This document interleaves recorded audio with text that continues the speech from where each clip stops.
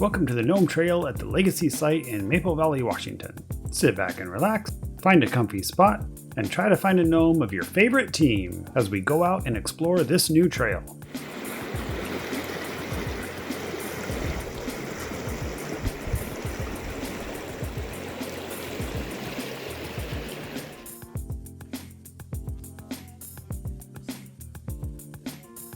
Maple Valley, Washington is southeast of Seattle along Highway 18. To get to the Legacy site where the Gnome Trail is, go down Highway 169, which is also known as the Maple Valley Black Diamond Road. As you head south on Highway 169 for about 2 miles, the Legacy site will be on the west side of the highway or on your right. There aren't any signs that we saw just yet, but it'll be right across the street from Rock Creek Elementary.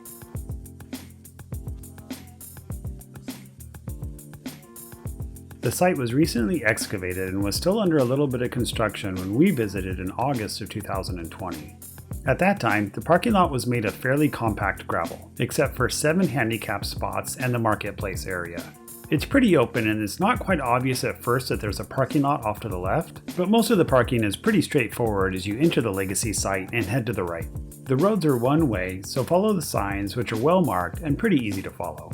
We didn't count how many parking spaces there were, but if you're going to the trails, there should be plenty of parking. Although when the marketplace is open, it's likely to be a lot more crowded, which we'll talk about in a minute. There's a shelter on the left when you enter the Legacy site. When we visited, things were very much still under construction.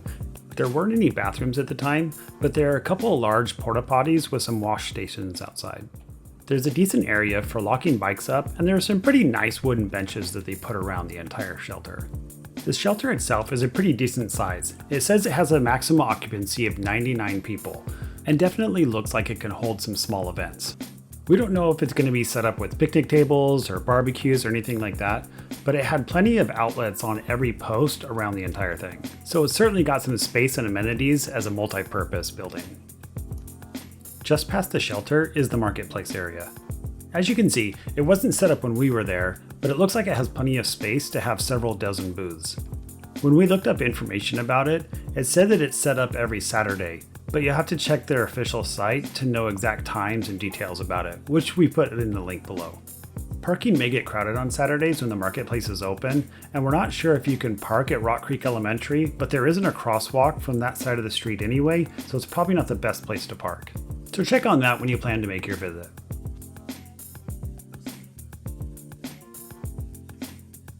There are 3 ways to get to the Gnome Trail. One trailhead comes straight from the north parking lot, and there's one right behind the marketplace. These 2 meet about 50 feet in, so it's kind of like being on the same trail anyway. Maybe about 100 feet south of there is the 3rd entrance, which comes off of the south parking lot. This one actually gives you a direct shot to the start of the Gnome Trail, which is up a slight hill and right there. The map we got here from All Trails doesn't really show where the Gnome Trail is at, or even all the trails that are there, but all of them are pretty short, so even if you feel like you're a little lost, they'll loop around and come right back.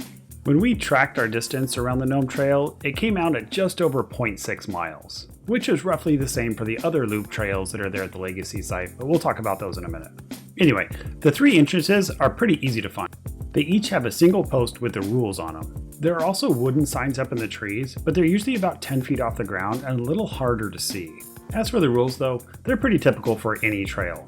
Dogs are allowed on leashes, no smoking, no fireworks or fires, no loud music, and of course, no littering.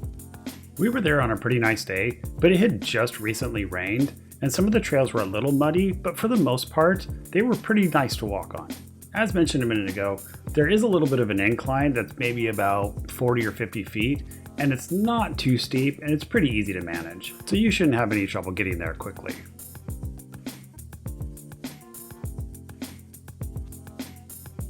As for the Gnome Trail itself, here's a little sneak peek of what it looks like, but you'll definitely have to go out and visit it yourself.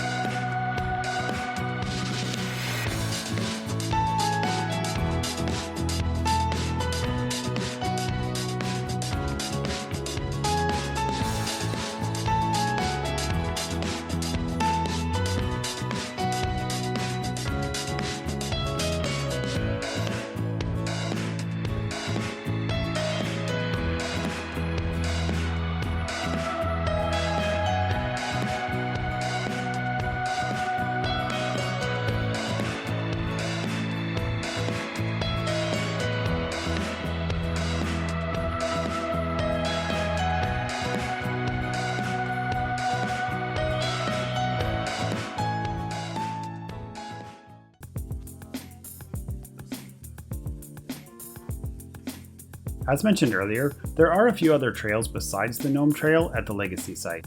They aren't very long, but it's still great to go on a nice hike throughout the woods. And if you're there in late August, there are a few blackberry bushes that are within reach from the trail. All in all, any hike is worth getting out to. For this one, we gave it a difficulty rating of half a gnome. As mentioned, the trails are all pretty short, and it's only a slight incline to get up to them. It's not very difficult. For ease of access, it's not hard to get to, and there's plenty of parking like I said. It's very kid-friendly, and we even saw people pushing strollers around on it. For pet friendliness, we took off half a gnome, simply because dogs are welcome on the trail, but if you have one that's a little too rowdy, you wouldn't want them jumping off and breaking any of the gnomes, so be careful with that. And as for scenic view, of course it's really cool to look at all the gnomes, but aside from that, there's not a whole lot you can look at except for a lot of trees. There isn't a view of Lake Wilderness that's just to the west, and there are no rivers or waterfalls or anything like that. So with that, we just give it the 3 gnomes. We hope this video was helpful for you to get a little bit of an idea about the Gnome Trail to the Legacy site in Maple Valley, Washington. We hope you get a chance to go out and visit it. Thanks for watching this video, and you can also follow us on Facebook, Instagram, and Twitter.